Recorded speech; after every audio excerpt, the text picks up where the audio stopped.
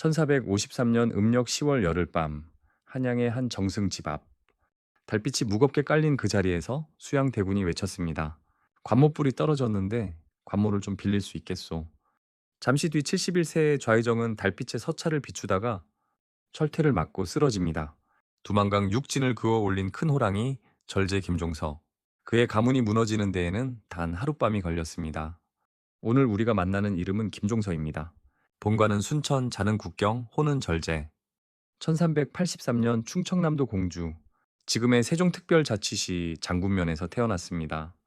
도총재 김추의 아들로 1405년 22살에 문과에 급제해 관직에 올랐죠. 그런데 실록은 그를 이렇게 적어둡니다. 키가 작고 무예에 서툴러 장군 제목이 아니었다. 그 작은 문신이 어떻게 큰 호랑이라는 별명을 얻고 한반도 북쪽 국경을 그어 올렸으며 끝내는 계유정난의 첫 희생자가 되었는지, 그리고 그가 남긴 잔향이 300년을 흘러 어떻게 다시 되살아났는지 한 사람의 인생을 따라가 봅니다.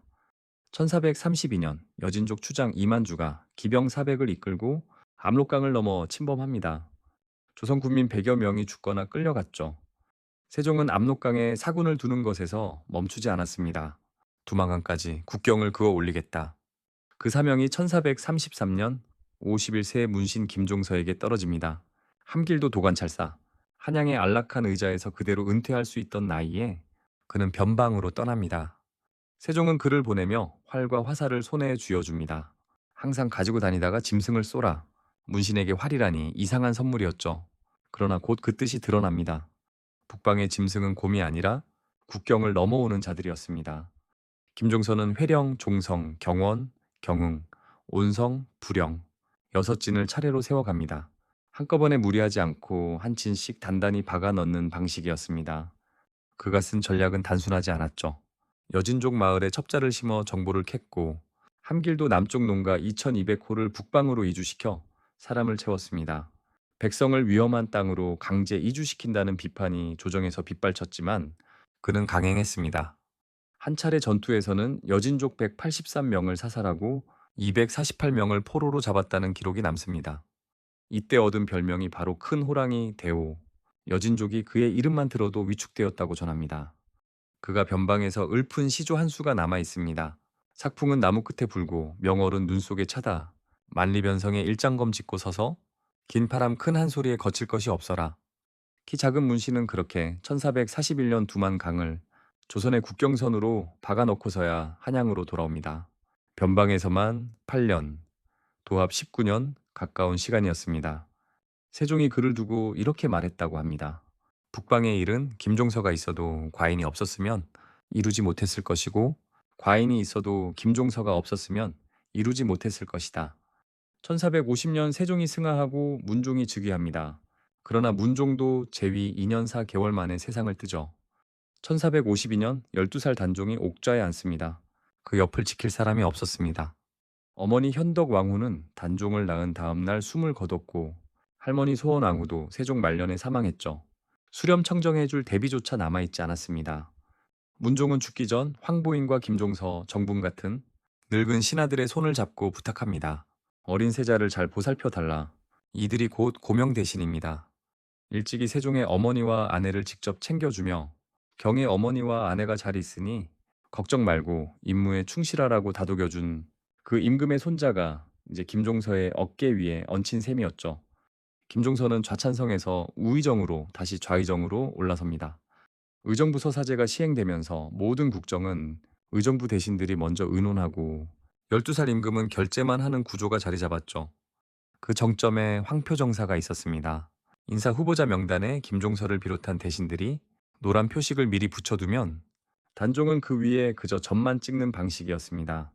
왕의 고유한 인사권이 사실상 늙은 신하들의 손으로 넘어간 셈입니다. 명나라 사신마저 이렇게 말했다고 합니다. 김종서의 전횡과 독단이 너무 심하다. 이 대목에서 후대의 평가는 갈립니다. 어떤 사료는 김종서의 권력 집중을 비판하지만 또 다른 기록은 그를 변호하죠. 세조실록조차 김종서의 부정축제 기록은 남기지 못했고, 그는 친한 관료가 적었으며 화려한 집을 짓지도 않았습니다. 그저 어린 임금을 지키기 위해 무거운 짐을 진 늙은 정승이었는지 아니면 왕권을 가린 그림자였는지 후대가 어떤 자리에서 보느냐에 따라 같은 사실은 다른 얼굴을 갖습니다. 다만 한 가지는 분명했습니다. 그 자리에서 한 사람이 김종서를 가만히 지켜보고 있었다는 사실이죠. 세종의 둘째 아들 수양대군이었습니다. 수양대군은 서두르지 않았습니다. 그의 곁에는 한 사람이 있었죠. 종구품 궁직, 그러니까 미관말직에 머물러 있던 한명회. 훗날 자신의 정자 이름 압구정을 따 압구정동이라는 지명까지 남기게 되는 그 한명회입니다. 한명회의 계책은 단순하면서도 치밀했습니다. 사병을 거느릴 수 없던 시기, 그는 활쏘기 연습을 핑계로 무인들을 무회장에 모이게 했습니다. 수양은 술과 안주를 넉넉히 들고 가 무사들을 일일이 접대했죠. 양정, 이흥상, 홍달손, 관람. 거사 당일 김종서 집 앞에 함께 설 이름들이 그렇게 한 사람씩 모여들었습니다. 수양은 한 걸음 더 나아갑니다. 명나라의 고명 사원사로 자청해 다녀온 것이죠. 단종의 책봉을 인정해준 명황제에게 감사를 드리겠다는 명분이었습니다. 김종서 측의 경계심은 자연스레 누그러졌습니다. 임금의 숙부가 직접 명나라까지 다녀오는데 무슨 야심이 있겠는가. 그러나 사절에서 돌아온 수양은 측근들에게 이렇게 말했다고 전합니다. 김종서만 죽이면 나머지 무리는 걱정할 것도 없다. 한 사람만 무너뜨리면 의정부는 머리를 잃은 몸이 된다. 거사일이 정해집니다. 1453년 음력 10월 열흘, 그날 밤이 다가오고 있었습니다. 저녁 무렵 수양대군은 호위 병사를 두고 떠납니다. 데려간 사람은 한명회, 권람, 홍달손, 양정, 이흥상, 그리고 철퇴를 든 무사 이열운 그뿐이었습니다. 김종서의 집 앞, 수양이 외칩니다. 관모불이 떨어졌는데 관모를 빌릴 수 있겠습니까? 정승의 도리상 왕의 동생을 외면할 수는 없는 일이었죠. 김종서는 문을 열고 나옵니다. 수양이 서찰 한 장을 내밉니다. 급한 일이오. 이것 좀 읽어보시오. 김종서가 달빛에 서찰을 비추는 순간 뒤에 서 있던 이어룬의 철퇴가 그의 머리 위로 떨어집니다. 그러나 71세의 늙은 호랑이는 그 자리에서 숨이 끊어지지 않았습니다. 그때 안에서 사람이 뛰어나옵니다. 장남 김승규, 27살. 청년은 쓰러진 아버지를 자기 몸으로 감싸 안았습니다. 양정의 칼이 김승규의 등을 관통합니다. 청년은 그 자리에서 숨을 거뒀죠. 수양 일행은 김종서가 죽은 것으로 보고 황보인과 다른 고명 대신들을 마저 제거하러 궁으로 향합니다. 의식을 되찾은 김종서는 아들의 시신을 그 자리에 두고서 부인의 가마를 빌려 탑니다. 그리고 한양의 사대문을 차례로 두드립니다. 그러나 어느 문도 열리지 않았습니다. 이미 수양이 궁궐을 장악한 뒤였죠. 70년 인생을 바쳐온 조정이 마지막 밤 그를 받아주지 않았습니다. 둘째 며느리의 친정으로 간신히 피신했지만 다음날 아침 양정과 이흥상이 들이닥칩니다. 양정, 전날 밤 자기 아들을 죽인 바로 그 무사였습니다. 끌려가는 순간 71세 정승의 마지막 말이 전합니다. 정승의 몸으로 어찌 걸어가겠느냐. 초원을 가져오라. 그는 그렇게 가마에 실려 저작거리로 끌려가 목이 잘립니다. 가문의 운명은 더 가혹했습니다.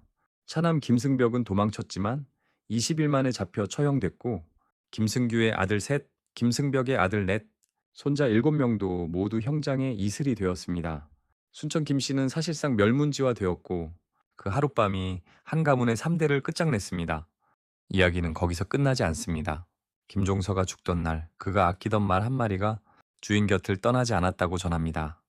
말은 주인의 다리 한쪽을 물고 한양에서 충청도 공주까지 달려가 그 자리에서 숨을 거두었다는 이야기죠. 마을 사람들은 그 다리를 묻고 마을 이름을 한다리라 부르게 됩니다. 시간이 흘러 지금은 세종특별자치시 장군면 대교리 김종서의 호칭 장군을 따 면 이름까지 장군면으로 바뀌었습니다. 또 다른 전승도 있습니다. 시신을 제대로 수습하지 못해 지금 그 묘에 묻혀 있는 것은 다리 하나뿐이라는 이야기죠. 묘로 가는 길은 진해를 닮은 산세 위에 놓여 있고 그래서 신도비 받침돌은 진해의 천적인 두꺼비 모양으로 깎였습니다. 묘비에는 이렇게 새겨져 있습니다. 조선 좌의정 절자에 김선생 종서 지묘. 그러나 그 묘비가 떳떳이 서기까지 다시 293년이 필요했습니다. 1746년 영조 22년 사육신과 함께 김종서는 비로소 역신의 오명을 벗고 충익이라는 시호를 받습니다. 사망 후 약 300년 한 정승의 명예가 회복되는 데에는 한 왕조의 절반에 가까운 시간이 필요했던 셈입니다. 그가 변방에서 읊었던 시조 한 구절을 우리는 지금도 교과서에서 읽고 있습니다. 만리변성에 일장검 짚고 서서 긴 파람 큰 한 소리에 거칠 것이 없어라. 살아있을 적 한양에서는 받아주지 않았던 사대문이 죽은 뒤에는 시조 한 수를 통해 다시 열린 셈입니다.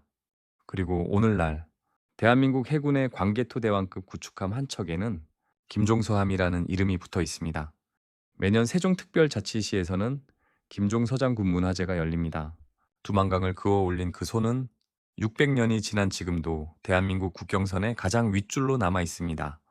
키 작고 무예에 서툴렀던 한 문신이 51세의 변방으로 떠나 두만강을 긋고 71세의 달빛 아래 철퇴를 맞은 이야기.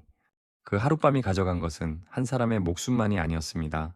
김승규의 27해, 김승벽의 도망과 처형, 7손자의 이름들, 그리고 그 죽음이 고디오 단종을 영월 청룡포로 밀어보냈고 사육신의 형장과 정순왕후의 동망봉으로 이어졌죠. 한 사람의 비극은 다음 인물의 잔향으로 흘러갑니다. 김종서가 무너진 그 자리에서 또 다른 이야기들이 시작되고 있었습니다.